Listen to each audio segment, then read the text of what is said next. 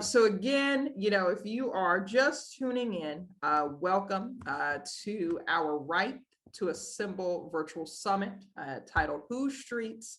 Our Streets. Thank you to our wonderful and gracious host for the day, Amelia Collins-Taylor. And I will be taking on for the next 2 hours, hosting with you all for our next incredible panels and teach-ins, which we'll get to. But before then, I want to ground just thank you to our partnership for folks who are just now tuning in. I want to elevate the partners of this event, but also folks who have been tuning in throughout the day. Thank you for bearing with us and sticking with us through this important summit as we talk about the impact of HB 805 on our communities, a tax that will reverb on our voting rights, on our abilities to be able to access future of federal funding. If you're going to college, well, guess what? If you're arrested in a protest and you are charged with a felony for protesting, right? Currently it's a misdemeanor, but if you're charged a felony charge, well, guess what happens if you're convicted? You can't vote. Guess what happens when you're convicted with a felony?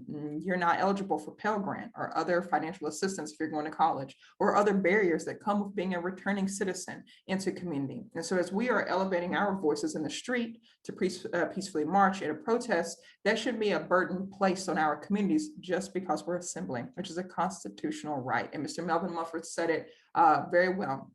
If folks consider themselves a patriot, if folks consider themselves in love with the Constitution of our country, then why would you sample our right to assemble and freedom to speech with HB 805? So that's why we're pushing back today. Many other reasons, right? We don't want our 16 and 17-year-olds, which are set, if this goes into law, to be charged for misdemeanor to a felony. 16 and 17-year-olds would be forced to go into adult court. Why are we creating barriers and hardships on our babies when their lives are just getting started and their futures are just being written? Why would we write them off? And so our partnerships and partnership for this event today is Advance Carolina, Democracy North Carolina, Emancipate NC, Greenleaf Canvassing, the North Carolina Black and Brown Policy Network, North Carolina Black Leadership and Organizing Collective, known as NC Block, North Carolina AFIL Randolph Education Fund, North Carolina Statewide Police Accountability Network, known as NC SPAN, and Sankofa Train. And of course, many other partners that you've seen throughout the day, from North Carolina Voters for Clean Elections to ACLU. Deep appreciation and gratitude to the allies as well that have joined us in tuning in, and also elevating panels and elements to teach us and walk us through their perspective as well. And so again, whose streets? Our streets. And so our next panel, really excited, and I guess I really should have backed this up. Amelia said my name, but I'll say it for the record. My name is Lanicia Whittington, but the community knows me as LA. So really good to be here. Pronouns are she, her, hers. And so the hats that I'm wearing today is with the North Carolina Black and Brown Policy Network, and also with Advance Carolina.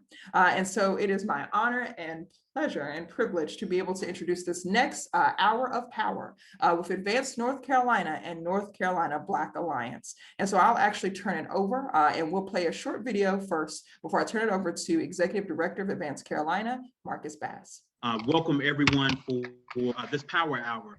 We have been in right now going on close to 8 hours of some amazing content around a lot of different elements that focus on the difference when communities of color protest our rights. When we talk about the history of America, and I know you all have heard over and over again in this conversation, there seems to be a duality in how one group of protesters are viewed. And we've seen protests, even in the General Assembly right here in North Carolina, protesters treated completely differently when they're individuals that represent a completely different set of principles, a completely different set of issues. But when Black residents, communities of color come together and protest, it seems to be met with a different response. And so our conversation for this power hour really examines, through the lens of the North Carolina Black Alliance, what House Bill 805 means for institutions of faith, what it means for our colleges and our college campus students, and more importantly, what it means for the progressing democracy. When we talk about voting, we just pushed a massive number of folks to the polls in 2020, more folks than have ever participated in the election process. And worked tirelessly to make sure folks are registered and are going to the polls. But what happens when we send our folks to the polls in massive numbers? What we see is a retaliation for all of our efforts, a retaliation from the legislature all down. And so what we're talking about in this conversation now, focused on the North Carolina Black Alliance in Advanced Carolina, is really sharing with you all a little bit of information about what our organization does and how 805 in the panel conversation at moments impacts all of us. More importantly, in the North Carolina Black Alliance, we focus on advocacy, strategy, and on the C4 side, Advanced Carolina focuses on building what we call independent Black political power. In some cases, individuals are oriented into politics by way of Democrat or Republican affiliation. Well, regardless of what your affiliation is, if you're a Black resident of color, if you're a woman in North Carolina or in America, you are treated in the political process regardless of how hard you work to improve that process, until we really understand the independent nature of breaking down the political process, really understand what is happening. And so we're not telling folks to vote D, we're not telling folks to vote R. In this conversation with the North Carolina Black Alliance, we're building independent Black political power so that individuals in community can see for themselves how sometimes it can be diminished when you only look at it through the gaze of partisanship. And then on the C4 side, and a completely different entity, the organization Advanced North Carolina works to ensure that officials that we vote for understand the commandment, understand the commission that they have. And in this moment of understanding what it means to have our right to assemble under attack, we realize that there's an election coming up. These individuals that think they're with this process of not listening to the voters that are going and casting, elect them in the office, that are not listening to the issues, many of the issues that you've heard beyond the right of fair speech, there's an accountability, and that comes every single election cycle, and not just on a legislative level, but on a local level and on a congressional level, to hold elected officials accountable on the C4 side. And so I'm excited to share with you a little information about the North Carolina Black Alliance before we toss it to our very active team of individuals that are comprised of our staff on the C3 side. But when we think of the Black political ecosystem, from this perspective, we look at 4 major convening groups. These are all historically Black institutions in each and every single community across our state. Every community has a faith-based institute. Talk about the history of political power, of economic power, of academic power. It started for African Americans with this faith construct, understanding that if we were able to read the Bible, you would be killed as a slave. You couldn't read, you couldn't write. And so it was very radical in those early days for newly freed slaves, or even those still enslaved, to participate in religion. That was almost a radical form of protest then. And we continue to work with faith-based institutions across the state. And you'll hear from Minister CJ Robinson, our faith-based coordinator for the North Carolina Black Alliance, to talk a little bit more specifically about the implications of 805 in the faith community. Next, we go to the second largest historically Black institution in our country, in North Carolina, that of our HBCUs.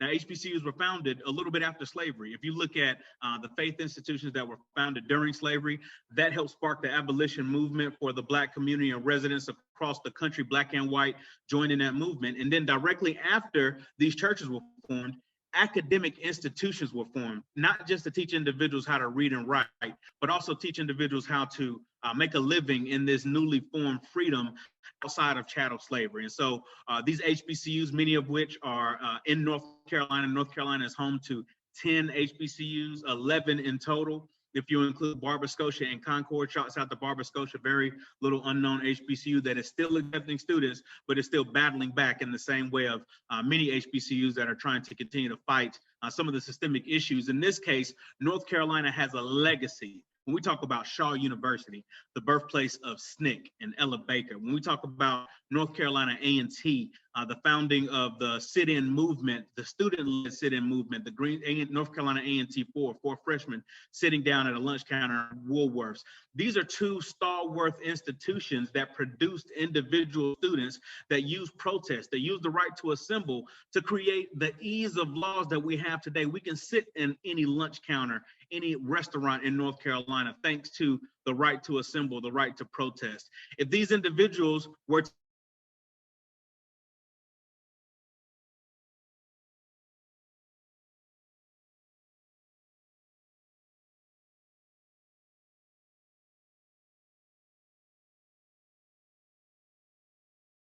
individuals. Next, we'll go to our Divine Nine.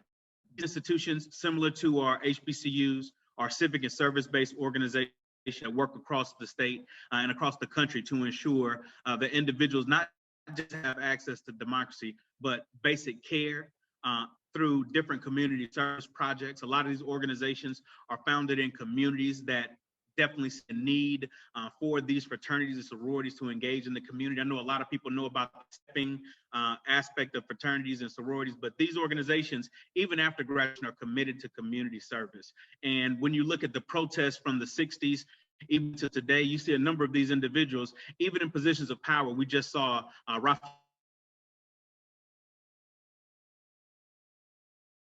member of Kappa Alpha sorority make it all the way to the halls of the vice presidency.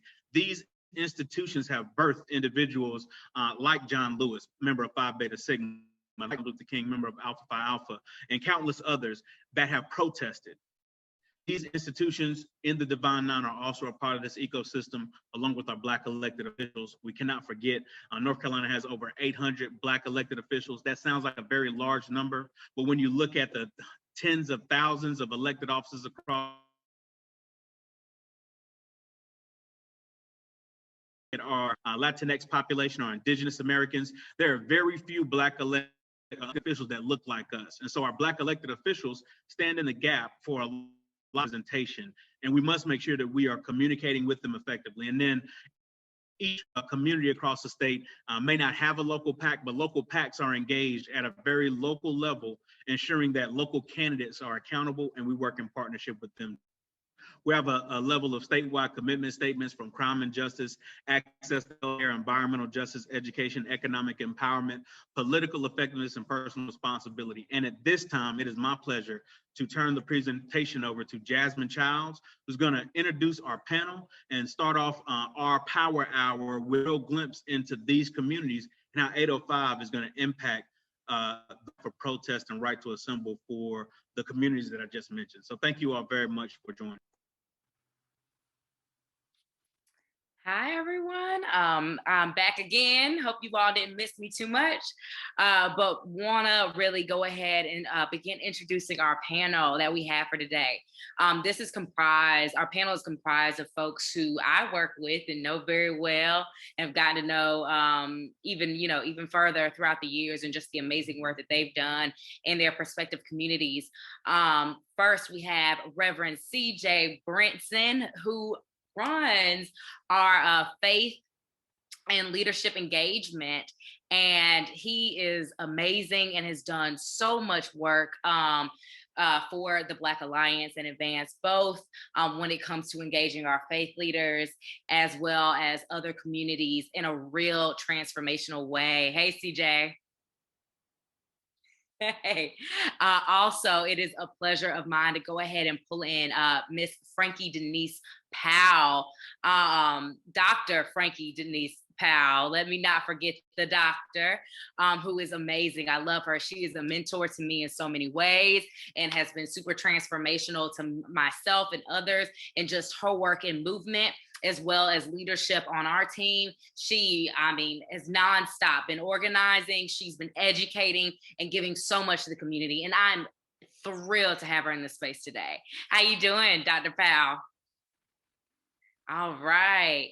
So, and then I have myself, I'll be giving a small update. We were looking for Carol to possibly join us again, but if not, I will give us a small update on legislatively and what some things that are going on in the House currently with HB 805, and sort of what we're hearing from different senators and representatives about where the bill is headed.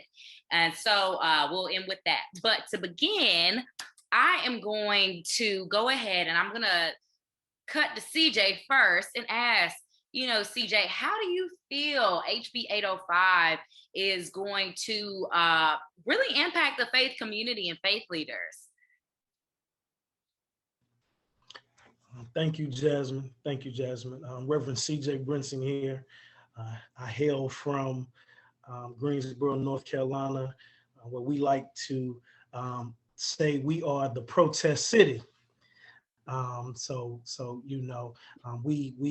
We have a deep history rooted in protest. When you think of North Carolina, you have to think about Greensboro and its involvement in not only transforming Greensboro, but the state of North Carolina as well as the nation. Also, when you think about the right to assemble and the right to protest, we see that protesting, or speaking truth to power, is deeply rooted in the faith tradition or many other faith traditions in the Jewish and in the Hebrew, Christian context, as well as the Islamic context as well. The first protest we see is that of the people of Egypt, the Hebrew folks of Egypt trying to gain freedom. And Moses says to Pharaoh, "Let my people go." And so that's where we get our inception, and especially within the Black tradition, has been rooted in speaking truth to power. When we even think of leaders such as Nat Turner, or we think of leaders such as Sojourner Truth, when we think of leaders such as Jarena Lee, who was part of the AME Church, all used their voices to speak truth to power. And in those days, in terms of abolition and undoing the evil history that slavery imposed on our people. And so this has been a part of our tradition. And this bill really threatens our ability to answer to our call that God has given us to speak truth to power and to be a voice for those who are voiceless. Yes, thank you so much, CJ, for giving us that offering. That was amazing. We know you're a reverend, but I didn't expect to get taken to church. So I appreciate it. You let me know I dropped my tithes, my 10%.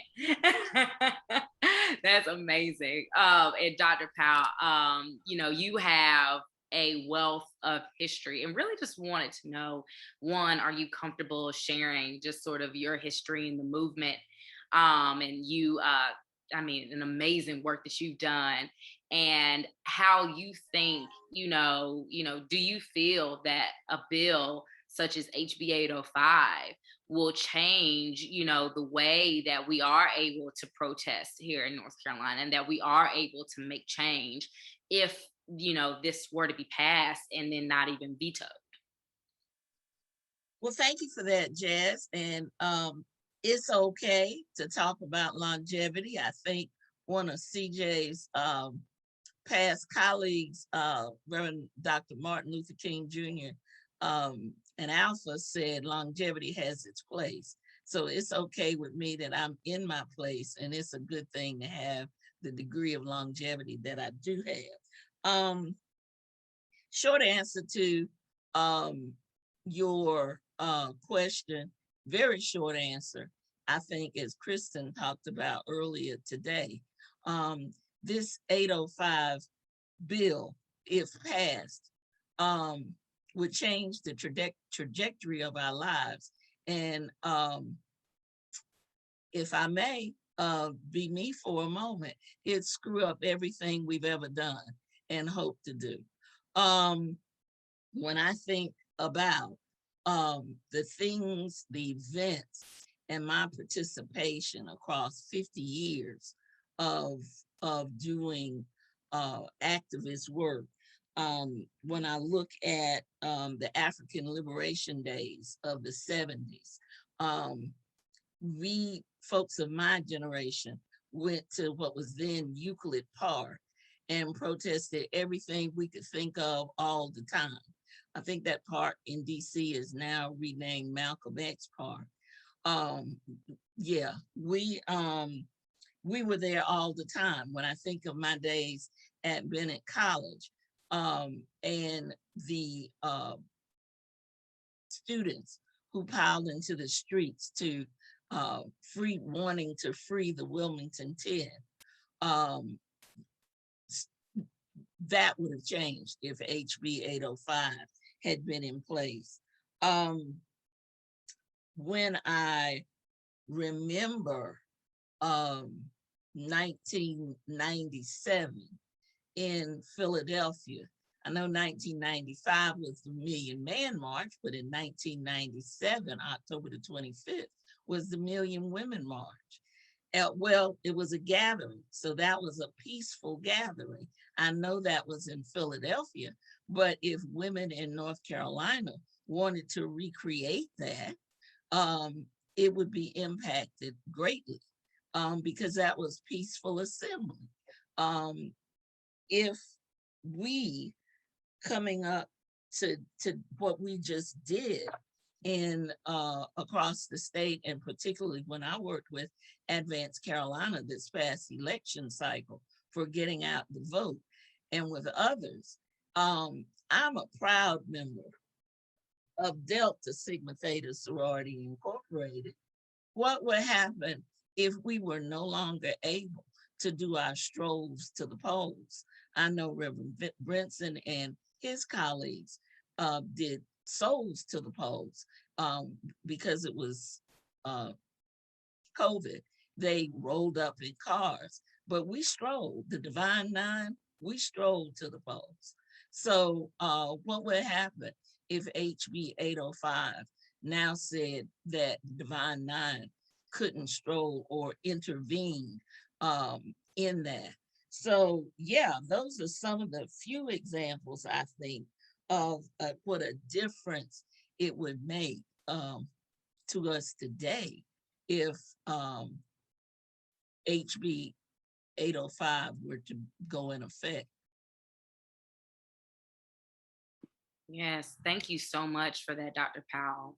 And now, CJ, I want to kind of toss it back to you because I think that a common misconception, and I'm sure you've heard this before, is that, you know, a lot of folks have said, and I've heard many times, the church is not political, or that politics doesn't, this idea that theology and politics don't really have this relationship. And so this feeling that something like HB 805 in theory, because they don't have a relationship, wouldn't affect them. Would you mind just sort of speaking to the history that the church has in politics? And, do you think it is political, or how do you feel about that statement? The statement that the church is not political is, our grandmothers or forefathers may say, is a lie from the pits of hell. That's just not true. Some churches tend to use silent politics, and that's what we see in a lot of evangelical circles, preaching otherworldly views, preaching such religious adherence to biblical texts and scriptures, uplifting nationalistic theologies, and it may not be as visible, or it may not be the awareness around it may not be out on the forefront, but they are doing someone's politics. And so culturally, although it may look different from how politics is done within the Black church, somebody's doing politics. Churches from their inception have done politics. When I'm thinking about Martin Luther, his protest was against the Catholic Church of his day and wanting religious freedoms during those days. And so there in that history, that was a protest, and is a reason why many of us are Protestants today in his 99 Theses. So the church has always done some form of politics, whether we try to separate politics in church or not. Throughout the biblical text, it is all political. It is all political. Most of the struggles are oppressed people against oppressive nations. And then you have oppressed people becoming oppressors. That's the the context of the Hebrew who become Israelite people. They are free and are supposed to carry out this liberative reimagining of society throughout the world, and then they themselves become oppressors. And then you have Jesus's context. Jesus, a black or brown boy who is existing in Palestine during a time where Rome is occupying his community.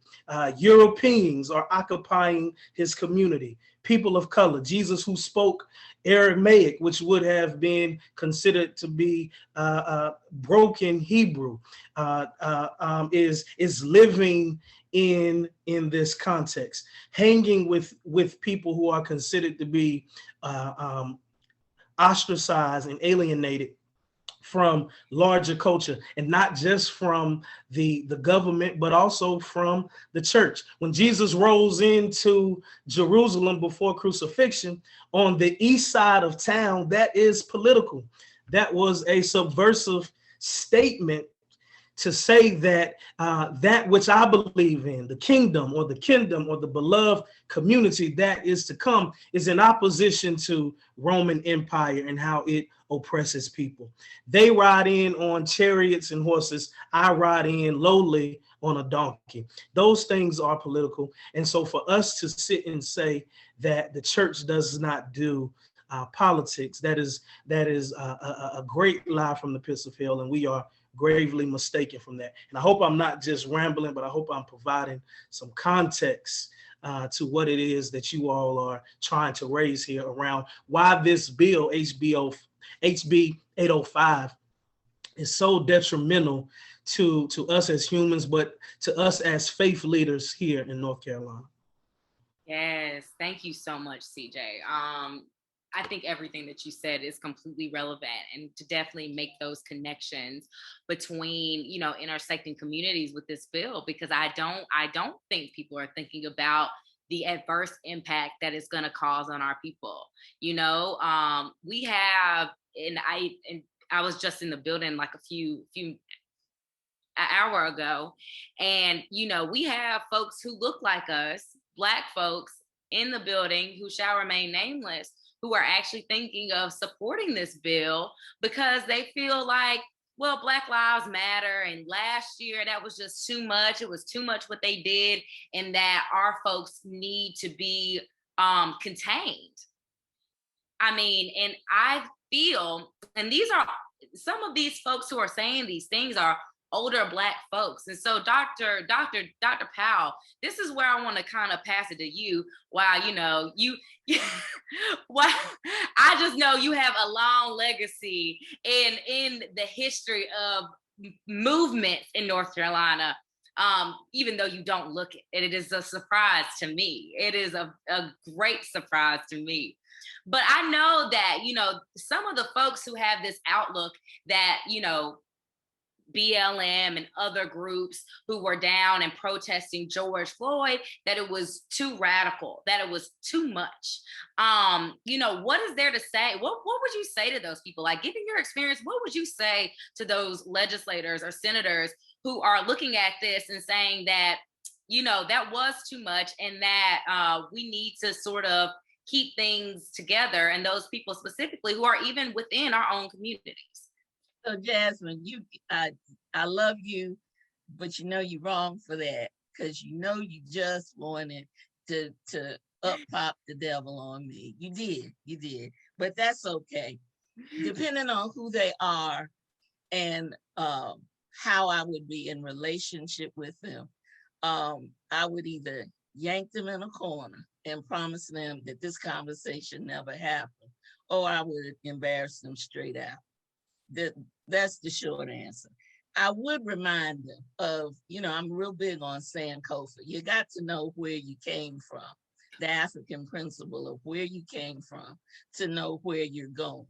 So I would remind them of June 1905 with the Niagara movement with W.B. Du Bois, when the NAACP was first formed, and how they gathered peacefully. I would remind them of January 9th, 1913, this women's suffragette in Washington, D.C., where my sorority, Delta Sigma Theta Sorority Incorporated, first marked our first social action. I would remind them of that, where you came from. I would remind them of 1916, UNIA with Marcus Garvey, all those things that were parades, peaceful gatherings. I would remind them of World War I, when the soldiers came home, Black soldiers came home in the Red Summer of 1919, when they were on parade, and during that time. And I would remind them of World War II, when there were still segregated efforts going on, as was spoken with Savon earlier, and the Black people's involvements in labor movements. These were all peaceful gatherings, peaceful, it was Black people on parade, which similar to what CJ was talking about with, I know he went back to the time of Jesus, but what I'm saying is, even in segregated times, our way, I think, as Black people, to show that we were empowered to do us, as young people say today. We were on parade. We had all kinds of parades. There are Gordon Parks pictures and James Vanderveer pictures of Black people in Harlem that just got out in the streets and showed their finery. We did this, and this is part of our history of taking to the streets to show that we're Black, we're proud, we didn't say it, we just got out in the streets and walked and marched. What would happen? Now, I ask all of you HBCU graduates, particularly you at A&T, or what would happen today if some policeman decided that the greatest homecoming on earth was now a riot? Tell me. I know y'all can't come off mic, but that's what I'm talking about. And that's the threat of HB 805 in today's world. And for folks who claim to be my friend, or folks who have a recent history, we have the sin and the debauchery and the egregious assassinations of November 3rd, 1979, where I was pregnant, carrying my only son, my firstborn only son.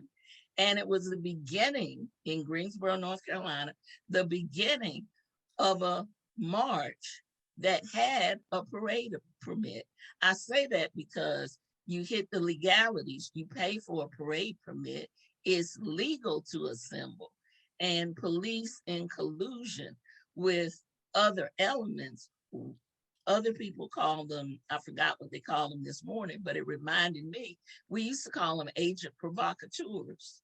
So in the midst of everything Black people do and Black and brown people do, there's always someone in there to do that. We know that.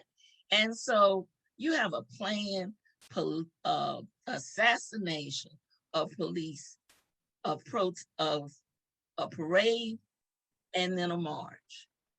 So if that's what was done and can be done before HB 805, because I'm on Facebook, what heck would it look like if it's now legal? So you all can, like you tell us, Google it. You all can Google, or if somebody has it, you can put it in the chat, the events of 1979, how the media, as was said earlier today, what we know to be peaceful and legal, the police and the media and the state now refer to it as a shootout or a riot. If you know, all of that, when someone else gets to determine what it is, just because they could, but now HB 805 is now going to give them the right to do it. It's now going to be legal. You know, so I know on Facebook, everybody, you know, puts up different things, but The scary word, as my grandson says, that's scary me, Mom. The scary word is fascism and what it looks like in 2020, 2021, and not Nazi Germany. So you got to look at what happens when oppression, suppression, and possible murder is legalized by the state. Whew.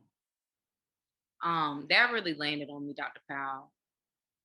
Like, wow, thank you for giving that perspective. You're welcome.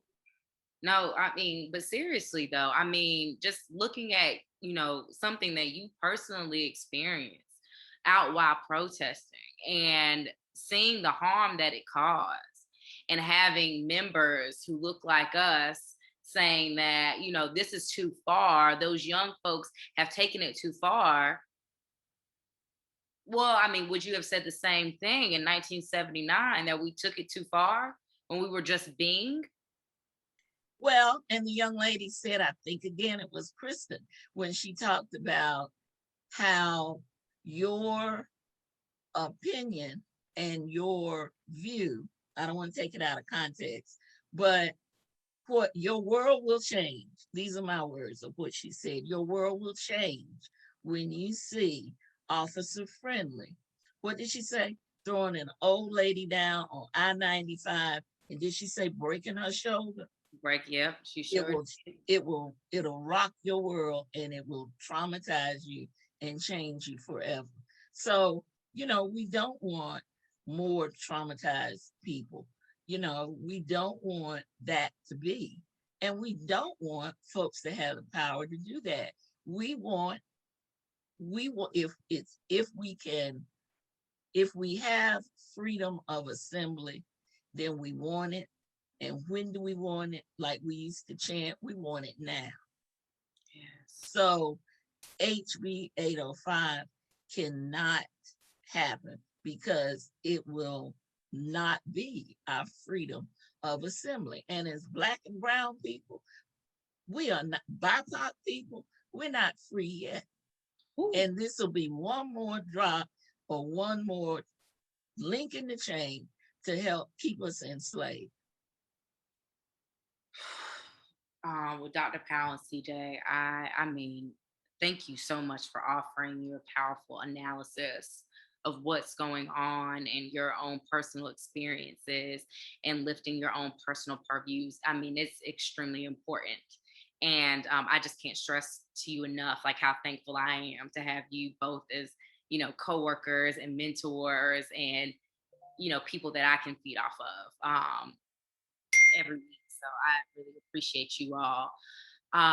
And I did want to go ahead and get into a little bit of what we were hearing in the building just around HB 805 and its movement. So hearing a couple things. And so folks are nervous that, 805 is, not only going to pass, but within the next 2 weeks, but also end up on the governor's desk, and there won't be enough Dems to hold the line because of how HBO 805 was introduced in the House and how it went over, and also, possible, wobbly folks that may be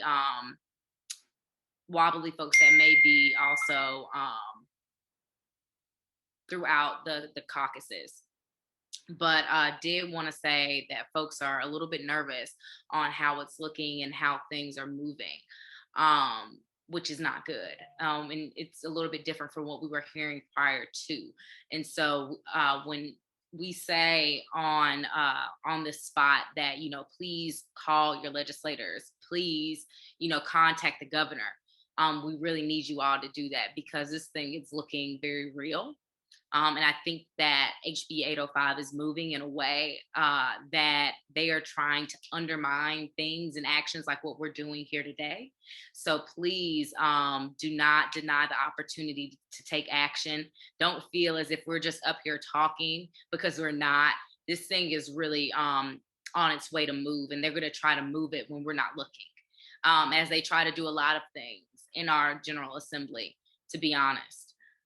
So please, like as folks here are speaking truth to power, please take that power and use it. You all have power. We all have power. Everyone on this call has power. Let's use it to our advantage to stop something that is going to be extremely harmful. We've seen so many intersections today, just from faith, just from the historical perspective, from women, from different communities, BIPOC communities, and the intersections and how these things, I'm sorry, y'all, but how these things really affect us. Let's take our collective power and let's use it to knock this thing down. And now, CJ and Dr. Powell, before I give it back over to our tech folks to play our video recap that we're having a little bit of trouble with to end our spot, did you all have any lasting comments?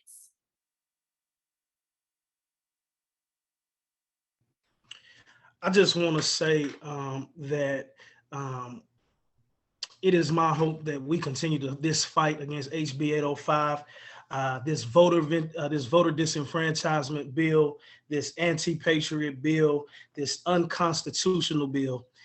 It is my hope that we stand against it. And it's also my hope that we continue to remember the role in which faith leaders have played in our quest for freedom. Patrice Collier says the fight to save our life is a spiritual fight. So it's not just some aloof fight. It's not just some fight that is rooted in our human nature, but there is a spiritual element to this. And faith leaders throughout time have guided us in ways and meaningful ways to help us address this. And faith leaders are still doing that today amidst some meaningful criticism. Those criticisms are warranted, but there are still faith leaders on the forefront. Reverend Naomi Washington Lepart, Bishop Valerie Melvin here in North Carolina, Reverend Tracy Blackman, Reverend Otis Moss, Bishop William Barber, and Reverend Dr. T. Anthony Spearman. So many faith leaders still on the front line, doing much to fight for freedom and give voice to those who are voiceless. And we need to make sure that this bill is stopped in its tracks in a effort that will no longer be able to stifle what God has placed in us, our call to speak truth to power. Dr. Maya Angelou has said in one of her poems that we are the dream and the hope of the slave. And I would hope that each one of us and those of people in our circles of influence will remember that, believe that, and not be complicit in turning the dream and the hopes of the slaves into a nightmare.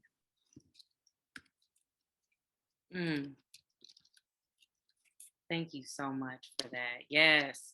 Well, if that's the case, I'm going to pass things back off to LA and to our tech folks. Thank you all so much. Thank you, Jasmine. And what we'll do is we'll close out before I do a recap. We'll close up the video so that everyone will have a chance to hear from the beginning. So Tech, I'll turn it over to you. To distribute over 175,000 PPE kits to community. We knew that our communities faced a double hardship. Accessing the ballot box in the midst of COVID-19, social distance canvassing through door-to-door literature drops. Passing out flyers and making sure everyone has PPE equipment in order to vote early. Our teams launched into general Get Out the Vote programming and the creation and elevation of important Get Out the Vote videos that packed critical information to assist our communities. To vote, baby, vote. We are out here with the baby. Yeah, matter of fact, don't we got like free lift rides to go vote? Oh, yeah. Through our Souls to the Polls initiative, we marched in the number to the ballot box alongside faith leaders, clergy, and community. Through our Advanced Carolina Fellowship and in partnership with Correctional Views, we launched a series of webinars and meetings entitled Table Talk. in which we brought experts to the table to discuss issues most pressing for the Black community. With over 20 college ambassadors in our Relational Voter Project, we launched a college campus tour across 5 historically Black colleges and universities with exciting events and over 2,000 students registered. We are here to get our students voting, okay? Vote, because your life depends on it. Yes. On Election Day, through advance notice, we launched poll correspondents, community members who reported live from polling locations across the state to capture polling site energy, discuss voter challenges, and share stories live throughout this historic election via Zoom. Y'all know we are in Eastern North Carolina in the Northeast. Things have been going ridiculously well. Danielle and Marcus, you all just invaded the city. But I don't think they've ever seen unapologetically Black like that. So there was definitely a blackout in the city, and I heard everything about the HBCU. And all I can say is Viking pride, Viking pride, Viking pride. We're good to go. Reporting from Fayetteville, Bronco Pride. An Advanced Carolina project entitled When They See Us Vote, a limited series podcast that sought to engage and educate listeners becoming politically conscious and active with an analysis of how we build resilience and Black political power at the voting booth and beyond.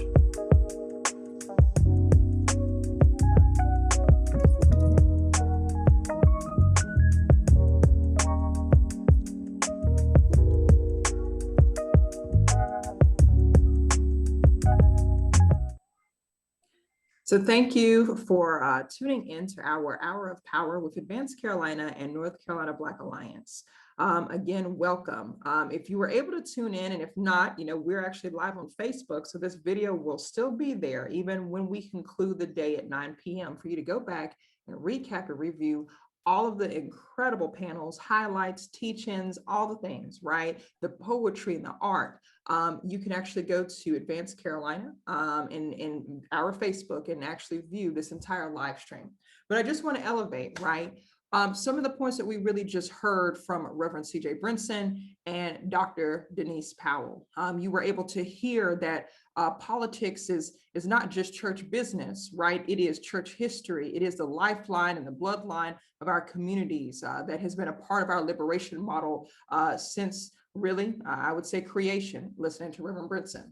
From Dr. Powell, we were able to hear just not only the history and the many moments in our nation's history that our communities have not only gone to protest and unification, but have been met with violence, that have been met with atrocities and trauma against our bodies. And Dr. Powell, we appreciate and honor you for bringing to space your own personal story and just your resiliency, but the pain that you went through in your time of protesting and marching as you were pregnant. And so we honor you. Our legends are still living, y'all. Our legends are still living. And so we have to give our flowers to our ancestors, but we also have to give flowers to our elders. And so this is also reflective of this panel, but this is the part of unification, right? We can't forget where we come from. And Dr. Powell really grounded us. And thank you, Jasmine, for walking us through the panel.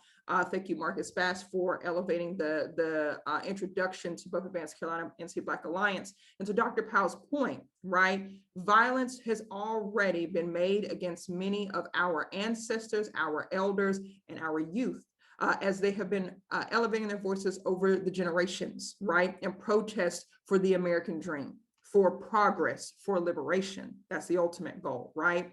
And it has been illegal to harm us, but we know for years, just because it was illegal, as Dr. Powell reminded us, it doesn't mean that it stopped the violence. With 805, it would make that violence against our people legal. And so just want to say and ground the prolific conversation that just happened that really grounds us in the reality that this isn't, a part of, let's be clear, all of the folks that you have heard on this 12-hour, we're going 8.5 hours now, we are coming from different parts of the state, some of us maybe even outside the state, to speak about what is happening in North Carolina. Here's the voices, here are the many walks of life. please stand with us. And we're calling on our legislators, don't vote for 805.